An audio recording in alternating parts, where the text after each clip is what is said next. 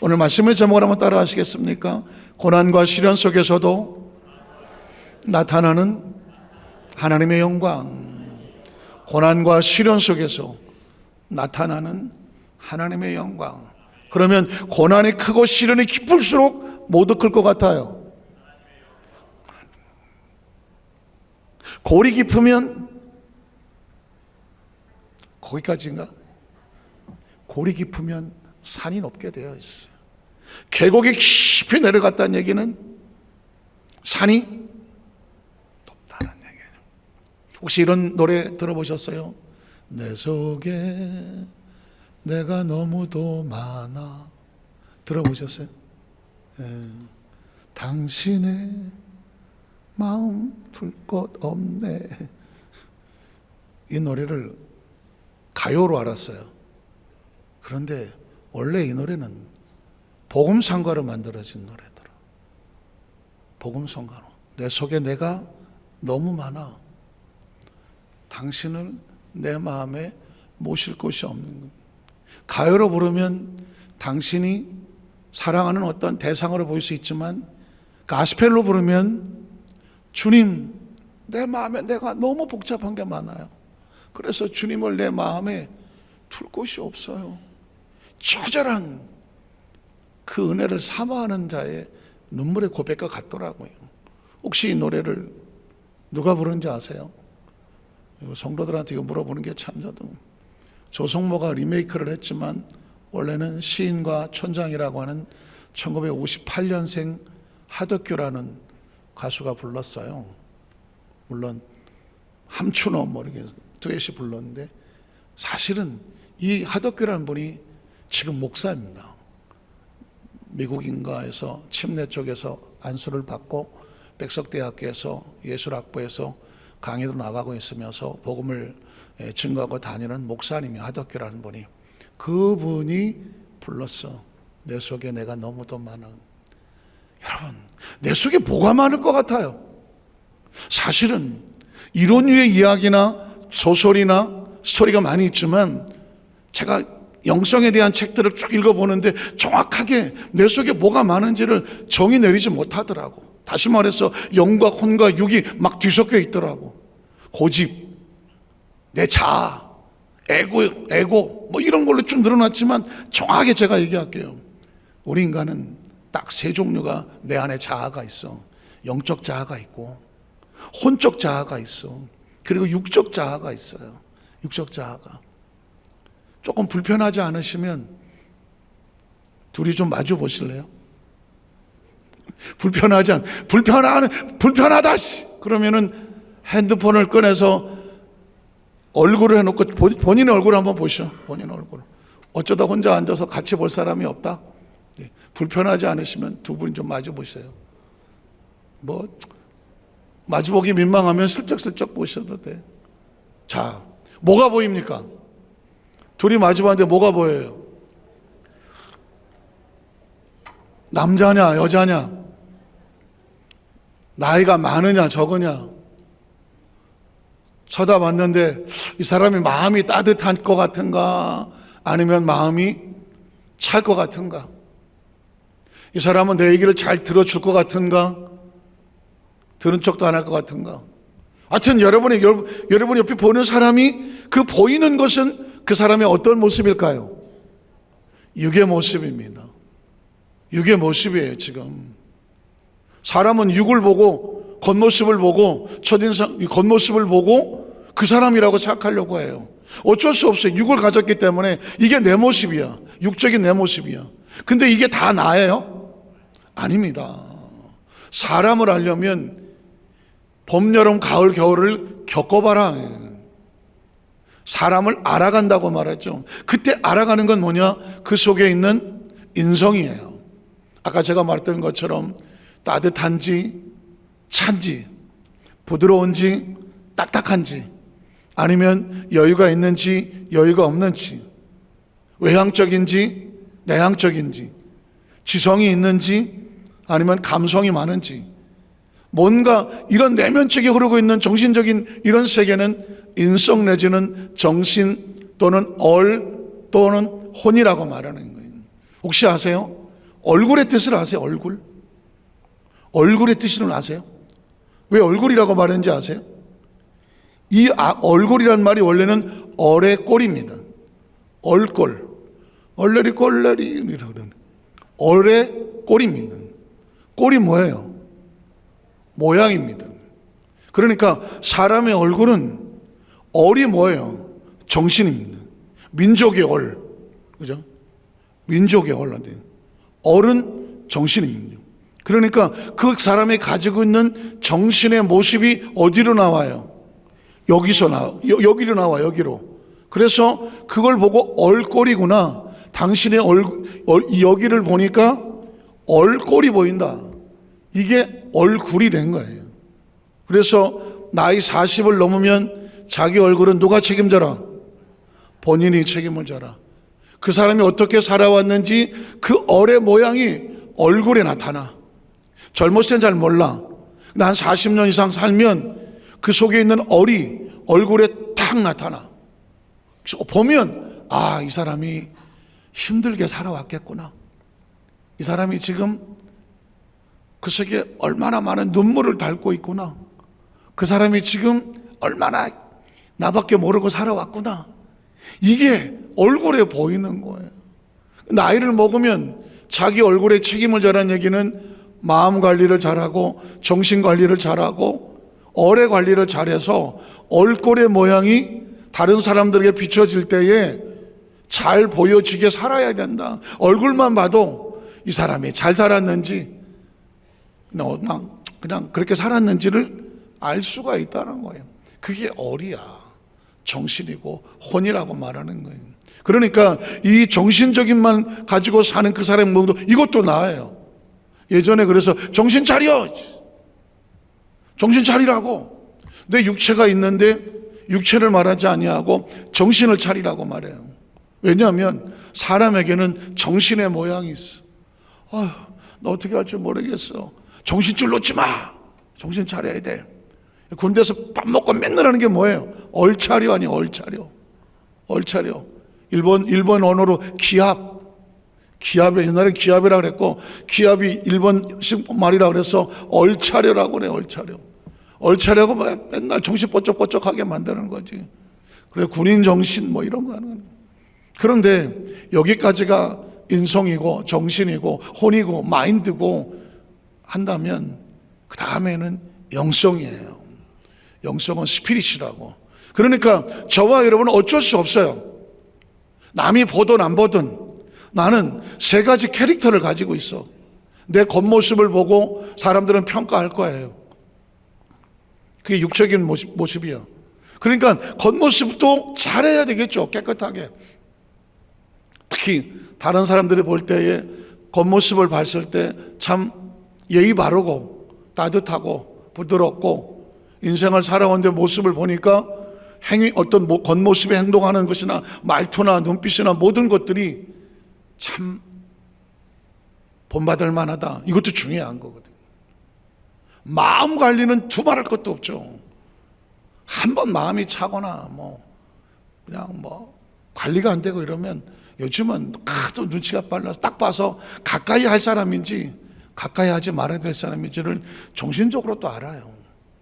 중요한 건 크리스찬은 영성인 거예요. 영성이라고. 영성이 얼마나 중요한지 아세요? 목사님들 또 어디 큰 수백 명씩 모아놓고 수련회 같은 거 할 때 보면 한 번도 본 적 없어요. 한 번도 본 적이 없는데 기도만 한번 딱 하는 거 들어보면 찬양하는 걸 보면 거기서 행동하는 걸 보면 그 사람의 영성이 나와. 벌써 영성이 안 된 사람은 하는 행동이나 여러 가지가 정리가 안 돼 있어. 여러분 영성은 아주 무섭습니다. 딱 아무도 모르는 데 같지만 그 사람의 딱 행동하는 것, 말하는 것, 움직이는 곳에서 그 사람의 기도하는 모습 속에서 예배 드리는 모습에서 말씀을 듣는 모습에서 그 사람의 영적 상태가 그냥 나와요. 그래서 사실은 저희 목회자들은 수백 명이 모여 앉았을 때 살짝 긴장합니다. 왜냐하면 전혀 나를 모르는 사람이 지금 내 짧은 만남 속에서 그 사람의 영성 상태를 그냥 느껴버리는데 저는 엊그저께 여주에서 크게 목회하는 목사님하고 통화를 한 적이 있어요. 한 번도 본 적이 없어. 아니, 그분은 나를 봤어. 제가 민족보훈동부부 대표회장 취임식 우리 교회에서 할 때 그때 한 7, 80명 목사님들이 왔는데 그 중에 한 사람이었대. 난 기억이 안 나. 이름도 몰라. 그런데 오산이 기도원에 가서 뭐 하면서 저하고 통화를 했는데, 목사님, 저는 목사님이 그날 취임 예배 때 설교하고 예배 드리는 걸 보고 그날 이후로 전 목사님의 팬이 됐습니다. 목사가 목사에게 무슨 말이냐 그랬다. 그날 저는 그 강단의 설교하는 목사님의 말씀과 그 기도 속에 불을 받습니다. 그러니까 그 목사님은 늘 하나님 목회자들의 마음속에 불을 사모하는 분이었던 거예요. 불이 있는지도 없는지도 모르고, 감각이 없는 사람은 그런 걸 느끼지도 못해요. 그분이 보니까 무슨 장로교 어떤 목사님이더라고. 나이대도 뭐 거의 비슷한 것 같아요. 그런데 깜짝 놀랐어. 민족보훈본부의 한 부서를 맡게 됐는데 이유가 뭐냐? 목사님이 계셔서, 목사님이 대표장으로 계셔서 제가 큰일 났더라고. 난 누군지를 정체를 모르겠는데 그분, 목사님은 저를 기억하실 때 소리 없이 배후에서 기도하는 팬이 있다는 것만 기억하십시오. 저는 뭐 그 얘기 듣는 순간에 깜짝. 제가 한번 말씀드렸죠. 부산의 어떤 목사님은 기도원에서 설교를 그냥 했을 뿐이에요. 부산에 내려가 부흥회를 내려가서 왔을 때 둘째 날 식사를 대접하면서 펑펑 울더라고. 내가 목사님하고 만나서 식사를 하게 될 줄은, 대접하게 될 줄은 전혀 몰랐던. 목사님이 오산이 기도원에 기도한 그 설교한 설교를 100번을 들었습니다. 최근에 문자가 왔더라고. 목사님 지금 130번째입니다. 이유가 있더라고. 한 50명 놓고 목회를 20년 동안 했어. 20년 동안 목회를 하면서 매일 강단에서 엎드려서 50명의 그 목회 성도들을 이끌고 오는 동안에 영적으로 얼마나 많은 힘들고 어려움이 있었겠어. 그런데 그 기도원에서 한 그 설교를 듣는데 그 영적에서 그냥 뻥 뚫려 나가더라는 거야. 그러니까 그 설교를 듣지 않으면 자기가 영적인 이런 부분이 해소가 안 돼. 그러니까 누가, 나도 내 설교 10번도 못 들어요. 100번 이상을 들어. 내가 살라고. 이런 얘기를 하면 이건 영적인 얘기를 하는 거예요. 영이 살려고 몸부림을 치는 겁니다. 영이 살라고. 저는 여도소 한사께 우리 성도들 가슴 속에 저와 여러분 지금 여러분이 지금 이 이야기는 여러분의 앞으로 미래를 바꿔놓을 거예요. 미래를 바꿀 거예요. 내가 누구인지를 정확하게 판단하세요. 지금 내가 이 상황 속에서 육이 나를 지배하고 있나? 아니면 정신이 나를 지배하고 있나? 아니면 영이 나를 지배하고 있나? 어떤 상황이 되면 반사적으로 육이 튀어나갑니다. 이해해요. 저도 그래요. 오늘 어딜 갔는데 딱 봐도 너무 무성의하게 돼. 그러면 반사적으로 제가 육이, 뭐 저런 사람이 다 있어. 육이 이렇게 말합니다. 그런데 육은 본능적으로 말하는 거예요. 그때 내 마음은 이렇게 말합니다. 내 마음은, 정신은 이렇게 말하죠. 괜찮아. 뭐 그런 사람이 있을 수도 있는 거지. 이게 정신이에요. 여기까지만 있어도 인격적인 삶이죠. 그런데 내 영은 어떻게 반응할까요? 육에서 이렇게 반응하죠. 기분 나빴어? 그럴 수도 있어. 넌 많이 컸다. 인격적으로. 영적으로 바라볼 때는 그 사람은 그냥 불쌍한 영혼이야. 영혼이라고. 어떻게 제 영혼 이렇게 말하죠. 하나님 축복합니다. 이 상황 속에서 육으로 반응하지 아니하고 인격적으로 성숙해서 그럴 수 있다고 말했지만, 여기를 넘어서서 그런 상황조차도 제가 긍휼히 여기는 마음으로 축복합니다. 축복합니다 해서 내 영은 조금도 상처 입지 아니하고 내 영은 넉넉하고 감사의 마음으로 할 수 있다. 이걸 가지고 있으면 어디 갖다 놓아도 육이 반응할 수 있지만 육에 맡기지 않아요. 마음이 반응할 수 있지만 마음이 나를 휘젓도록 내버려 두지 않아요. 왜냐하면 마음이 기쁘고 즐겁다고도 또 주저앉을 수도 있어요. 항상 기쁘고 기도하고 감사할 수 있는 건 영이야. 그러니까 영혼이 잘 돼야지. 영혼이 잘 돼서 강력하게 있어야 영이 마음을 다스리고, 영이 육을 다스리면 육신 있고 살다 하기 때문에 기분과 감정이 움직일 수 있겠지만 기분과 감정이 나를 휘젓지 못하게 하죠. 그리고 내 마음이 어떤 육신이 어떤 것을 가지고 아주 교만하고 누구를 판단하려고 막 그릇이다 칠 때 그게 내 머릿속에 들어가지 아니하고 그 마음이 다가와도 그건 넌 마음의 생각이야. 영은 그렇지 않아. 영은 하나님의 관점으로 말씀이 뭐라고 하는지 계명이 뭐라고 하는지 이걸 붙잡아야 어떻게 할 수 있느냐? 날마다 영적 승리자가 될 수가 있어. 고난이 다가왔을 때 육은 죽겠다고 난리치지 도망치지. 마음은 이렇게 말하지, 참고 견뎌보자 정신력으로 이렇게 말하지. 그러나 이건 여기까지. 영은 어떻게 말하느냐? 그 고난과 시련 속에서 하나님 뭐라고 말씀하시느냐? 나를 향한 뜻이 무엇일까? 여기서 하나님께서 나에게 받으시고 원하는 영광이 뭘까? 그게 여기까지 가게 되면 고난도 기쁨으로, 그죠? 시련도 기쁨으로 이겨내게 되는 거예요. 천국 갈 때까지 무슨 싸움 하는지 아세요? 이 싸움 하는 거예요. 제가 여러분에게 잘 아시겠지만 베드로에 대해서 한번 말씀을 드려볼게요. 베드로가 가장 강력한 샘플이야. 육이 베드로를 지배했을 때 어디까지 내려갈 수 있는지, 그러나 다시 영이 지배했을 때 베드로가 어디까지 선택할 수 있는지, 고난과 시련 앞에서 그냥 툭 치고 갈게요. 누가복음 5장에 보면 베드로는 예수를 만납니다. 엄청난 배를 빌려주고 나서 밤새도록 잡지 못했지만 오른편에 던져라 고기를 가득 채워서 잡습니다. 그때 베드로가 꼬꾸라지며 이렇게 말합니다. 주여 나를 떠나소서 나는 죄인입니다. 예수 그리스도라고 하는 그 하나님의 그 현존 앞에서 육을 발견합니다. 나는 죄인이다. 예수님은 그를 사랑나는 어부로 만듭니다. 그리고 예수님을 따라다녔습니다. 그런데 문제는 뭐냐면 이 땅에는 두 종류의 크리스찬이 있습니다. 아니, 정확히 말하면 세 종류가 있습니다. 첫 번째 종류는 육신의 종류, 육신의 크리스찬이 있습니다. 육신의 크리스찬은 뭐냐면 내가 예수를 따라다니면서 뭔가 한 자리 해보려고 하는 육적인 본능을 채우려고 하는 겁니다. 또 혼적인 크리스찬은 예수를 믿음으로 말미암아 내가 그래도 교회 다니는 성도인데 자신의 존재를 포장하고 싶은, 거룩하고 의롭고 뭔가 수준이 있고 에티켓이 있는 하이클래스 존재로 포장하고 싶은 혼적인 크리스찬이 있습니다. 그러나 진짜 크리스찬은 영적인 크리스찬입니다. 베드로는 예수를 3년 반이나 따라다녔습니다. 그래서 들은 게 있었습니다. 마태복음 16장에 보니까 사람들이 나를 누구라고 하느냐? 선지자. 잘 들어보십시오. 왜 제자들은 예수님이 누구라고 하냐 했을 때, 사람들이 누구라고 했을 때 선지자밖에 생각을 못했을까요?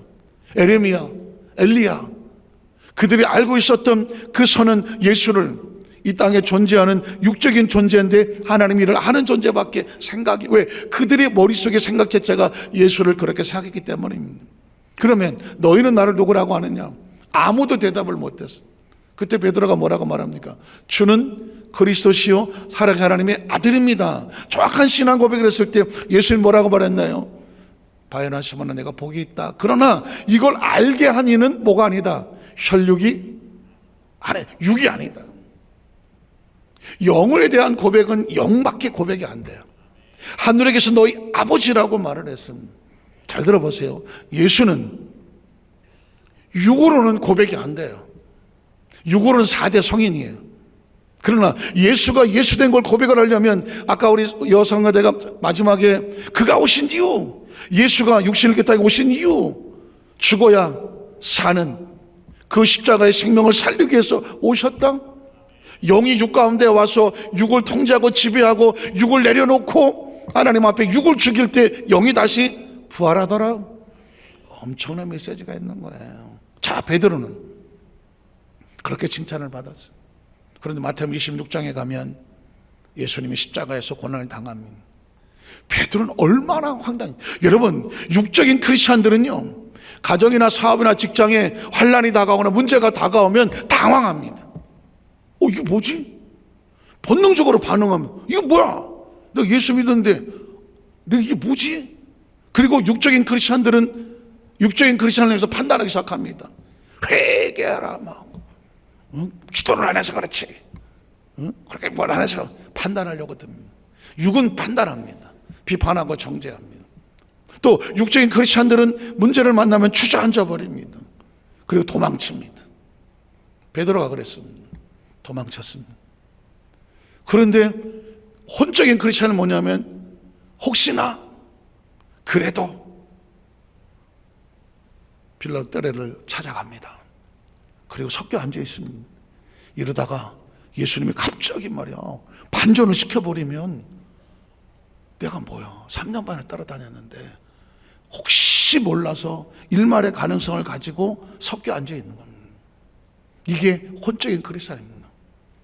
그런데 이건 뭐 일말의 가능성이 아니라 반전은커녕 옆에 있는 계집종이 계속 너 말투나 이걸 보니까 나사렛 사람이 예수를 따르는 것이 아니냐고 했을 때 다시 육이 반응합니다. 아니라고. 모른다고 부인하고 배반하고 침을 뱉고 저주하고 도망칩니다. 다른 사람들이 볼 때는 베드로입니다. 그런데 여러분 보십시오. 이렇게 하는 거는 육입니까? 영입니까?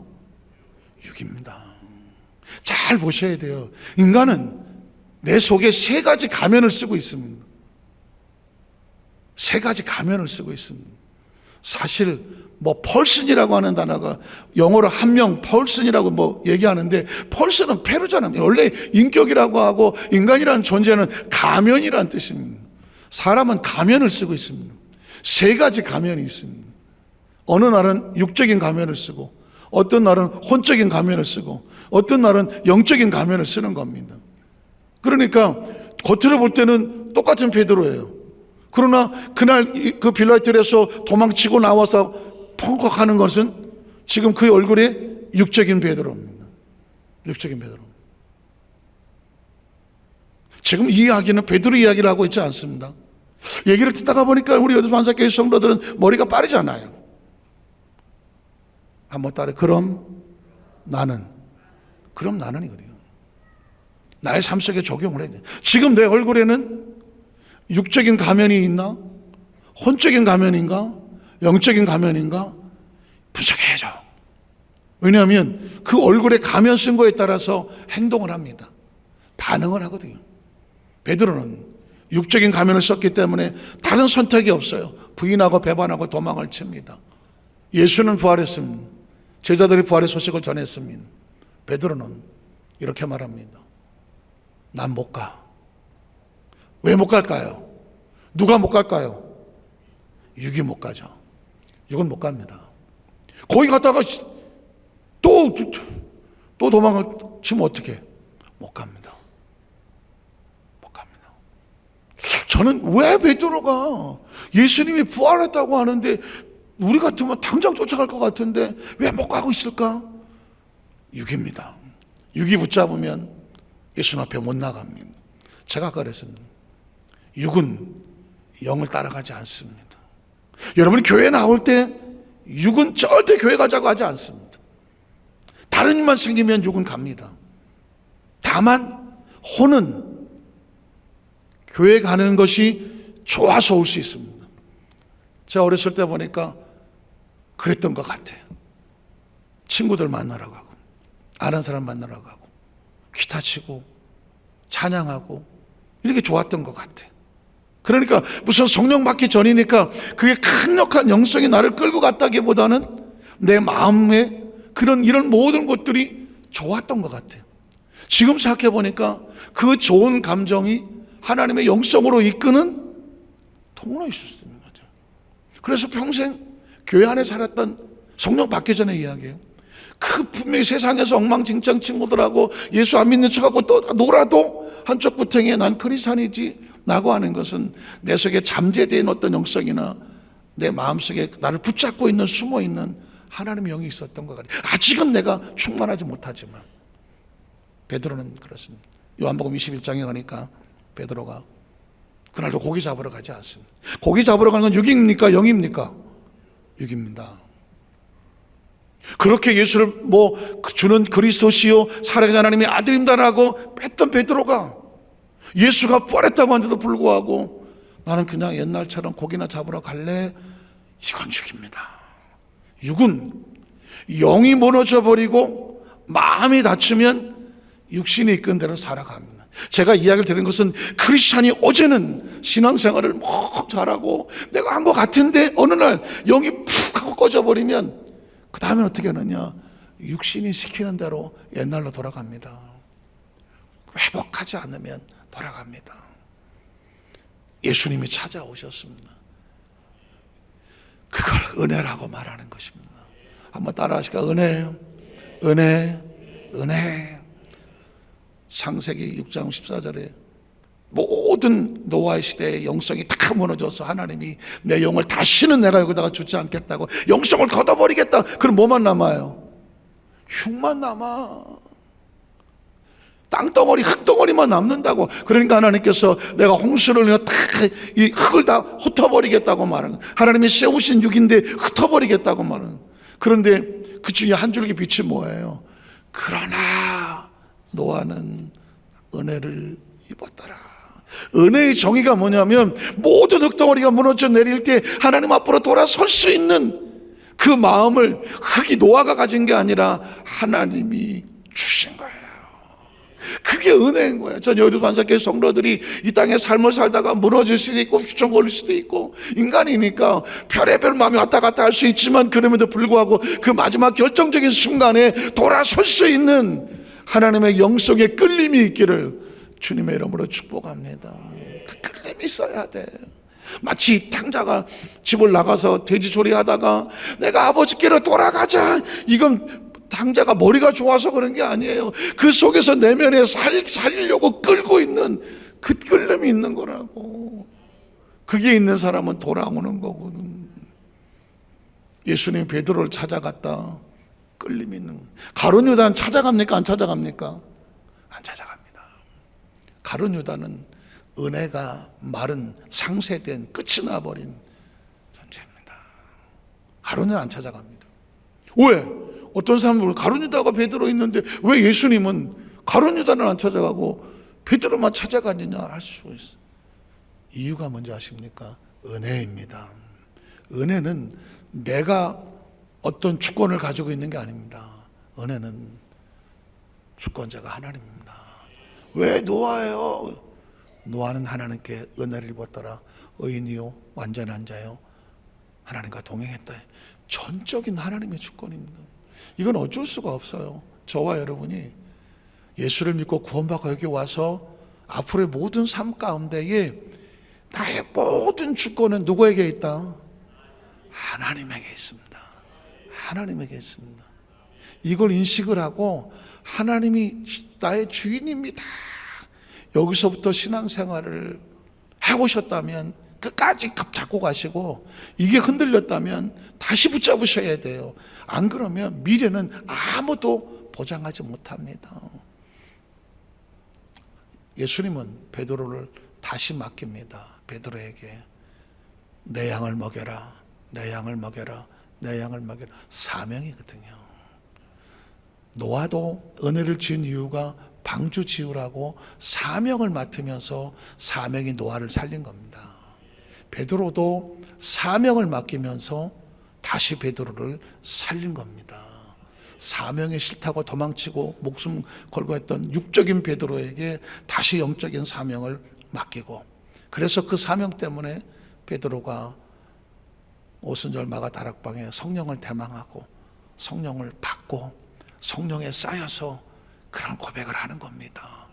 금과 은이 아닌 육을 의지하지 않는 내 속에, 내 안에 누가 있어요? 예수 그리스도. 이제는 예수를 따라다니지 않습니다. 예수님이 내 안에 나를 지배합니다. 말씀을 정리해야 될 상황인데요, 다음 주에 또 이어서 한다고 하고 기억하십시오. 예수를 따라다니지 마십시오. 예수 따라다니는 것은 육입니다. 하다가 마음에 안 들면 뭐 기분 나쁘면 안 가는 거죠. 이렇게 신앙생활을 하고 이렇게 하신다고 하면 따라다니다가 끝납니다. 이유는 좋죠. 예수님 때문에 그런 거예요. 내가 잘못한 거 없어요. 예수님이 저렇게 뭐 피투성이 되고 뭐 되는데 뭐 책임을 안 져주는데, 아니에요. 예수가 이제는 내 안에 와서 나를, 그래서 성령님이 필요한 거예요. 성령님이 오셔야, 우리 안에 오셔야 내 영을 붙잡고 육신을 누르고 마음의 혼을 누르고 성령님 성령님 성령님 성령님 성령님 하면서 나를 끌어 영으로 살아갈 수 있도록 만드시는 분이 성령님이에요. 그래서 성령 충만하면 살고, 성령이 무너지면, 은혜가 무너지면 똑같이 베드로처럼 되는 거예요. 오늘 간절히 바라기는 여두산자께 우리 모든 성도들이 우리 삶 가운데 고난과 시련, 이게 중요하지 않아요. 하나님의 영이 내 속에 들어오면 고난과 시련도 하나님의 영광으로 변화되어지는 그 은혜가 함께 하시기를 주의 이름으로 축복합니다. 기도하겠습니다. 하나님 아버지 감사합니다.